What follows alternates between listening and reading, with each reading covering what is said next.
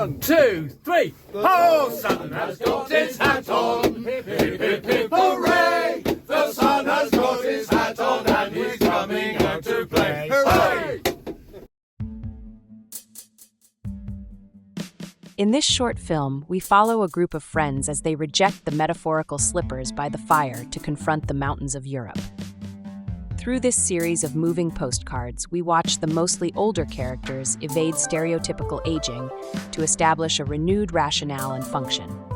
The comrades bond through this week-long experience, engaging in challenge and debate as they redefine the purpose of 20th century post-feminist man and piss about. The core of the group have traveled from West Devon in the UK, where they meet twice a week, to cycle in the rain. Pedaling through the country lanes, they stop to drink coffee, compare topographical observations, and recite existential poetry.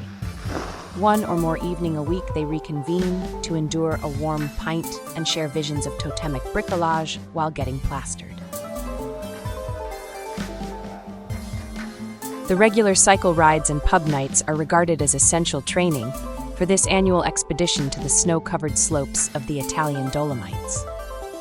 High in the mountains, amidst breathtaking scenery, they hurtle recklessly from one refuge to another to drink hot chocolate or glühwein and work through explanations of quantum entanglement.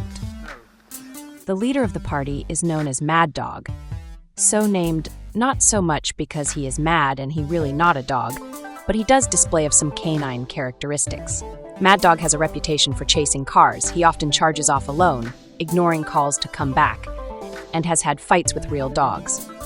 He hasn't bitten anyone yet, nor been caught shitting on the pavement, but the octogenarian is now accompanied on these trips by two of his carers. These younger members of the party have been fully integrated into the spirit of the expedition and have kept the group abreast of youth culture. More importantly, they carry leads, muzzles, and doggy poop bags. This year, Mad Dog has deferred to Richard for much of the daily leadership. Richard's style is less authoritarian. As he presents ideas for each day's route and topics for debate, he encourages input from each member of the team, seeking consensus as alternatives are considered. On the mountain, he regularly brings the party together to consider possible changes of direction, or to confirm the much-needed location of the nearest toilet.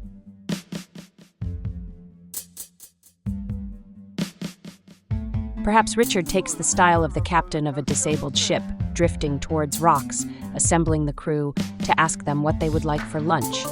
But this too is open for discussion.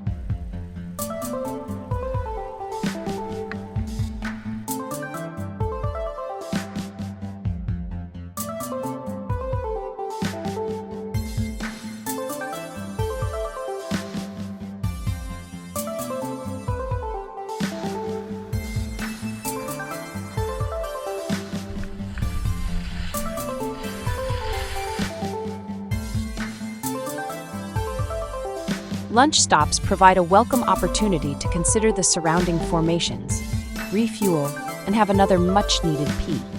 Fortified by wine, gastronomic novelties, and confused conversation, they make more uncontrolled descents of the surrounding mountains, testing nerve, balance, and probability theories. Eventually, all hit the valley bottom to enjoy a much-needed beer over comparisons of pension pots and hearing aids before shuffling off for a nap.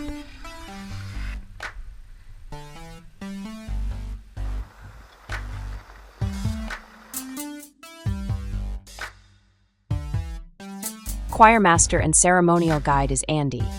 Andy leads the team in song as they set out each morning crammed into the early lift.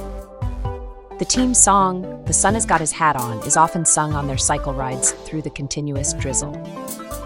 At home, it is sung perhaps with a sense of irony. Here in the mountains, it is sung with gusto and defiance, flouting an emblematic British need for optimism and propriety. The last night is celebrated with the adornments of the coveted Mad Dog t-shirts and accompanying regalia. Stories are told, songs are sung, and speeches made as fellow guests watch and wonder with a sense of bemused astonishment. At the end of a week of physical, emotional, and intellectual upheaval, they have survived. They are largely intact and have no better idea of where they are. but all are now ready for a brandy by the fire.